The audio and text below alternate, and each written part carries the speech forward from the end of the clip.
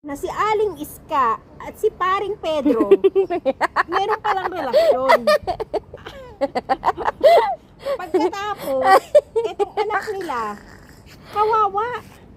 Eto, alam mo ba kung bakit? Kasi nga, nagsasama silang dalawa, parang sila may asawa. At pagkatapos pa nun, iniiwanan pa nila yung mga anak nila.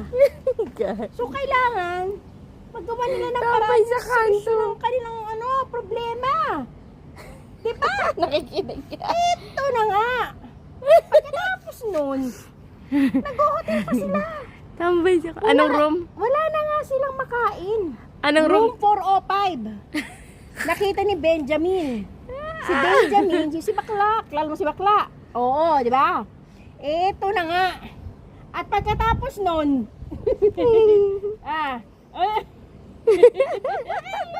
puti.